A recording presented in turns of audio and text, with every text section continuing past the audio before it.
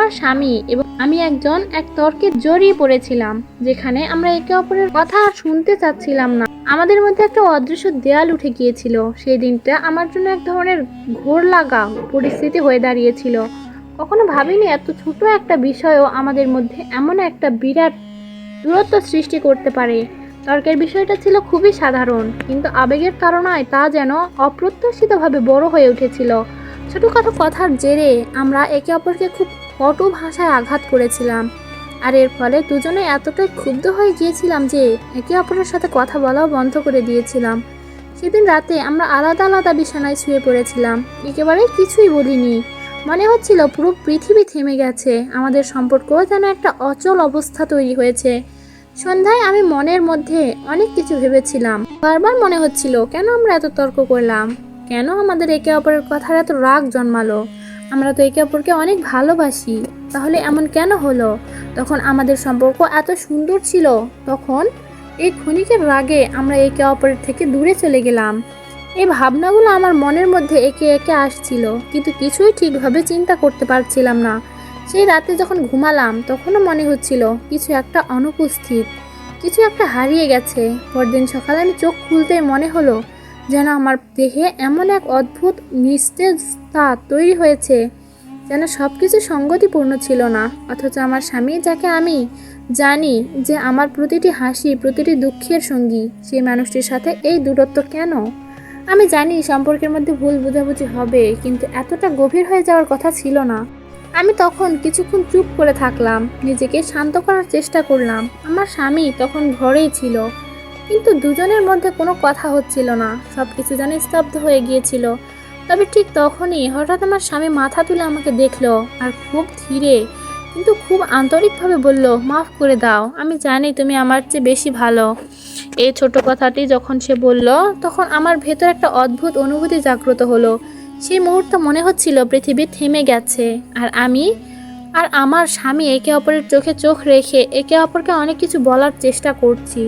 তার কথা, তার এই আন্তরিক অনুতপ্ত আবেদন আমার সমস্ত ক্ষোভ এবং রাগ নিমেষে মুছে দিল।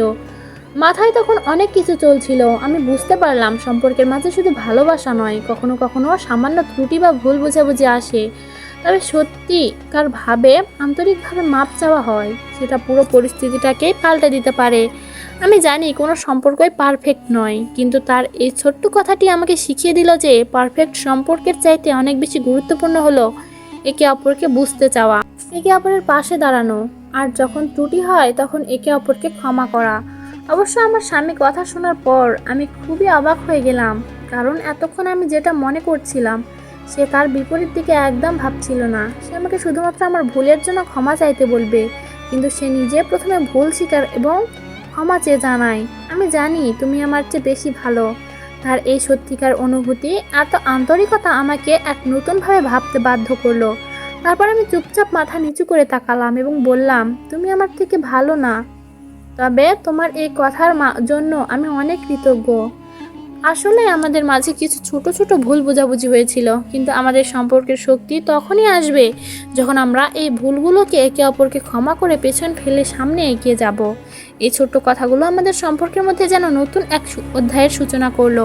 আমাদের এই প্রথম তর্কের পর সেই এক মুহূর্তে একে অপরকে ক্ষমা করে আমরা বুঝতে পারলাম যে ভালোবাসার মধ্যেই ছোট ধরনের ভুলগুলো আসবে, কিন্তু সেই ভুলগুলো আমাদের সম্পর্ককে ভাঙবে না, বরং আরও দৃঢ় করবে।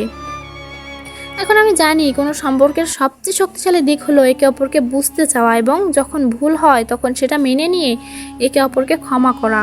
আমরা সেই প্রথম তর্কের পর একে অপরকে না বলার বদলে বললাম, আমরা একে অপরকে ভালোবাসি, এবং এই ভালোবাসাকে অটুট রাখার জন্য আমাদের নিজেদের ইগোকে একটু পর্দার মধ্যে রাখতে হবে।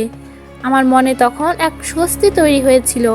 পরদিন সকালবেলা আমার স্বামী সেদিনের ঘটনাটি নিয়ে হাস্যরস করে বলেছিল, তুমি জানো, আমি তোমার সাথে কথা না বলার পর খুব অদ্ভুত লাগছিল, যেন কিছু একটা হারিয়ে যাচ্ছিল। আমি হেসে বললাম, আমি জানি, আমারও একই অনুভূতি হচ্ছিল। সেই দিন থেকে আমরা প্রতিদিনের ছোট ছোট তর্ক বা অমিলগুলোকে আলোচনার মাধ্যমে সমাধান করতে শুরু করলাম। আমরা শিখলাম কখনো কখনো আমাদের একে অপরের সঙ্গে কথা না বলার পরিবর্তে একে অপরকে সত্যিকারভাবে বুঝে ভুল স্বীকার করে ক্ষমা চাওয়া অনেক বেশি প্রয়োজন। আজও যখন আমরা একে অপরের সাথে কোনো ছোট তর্কে জড়িয়ে পড়ি, তখন আমাদের সেই প্রথম তর্কের কথা মনে পড়ে। মনে হয় সেই দিন থেকে আমাদের সম্পর্কের মধ্যে এক গভীর পরিবর্তন এসেছে, যা আমাদের ভালোবাসাকে আরও শক্তিশালী করেছে।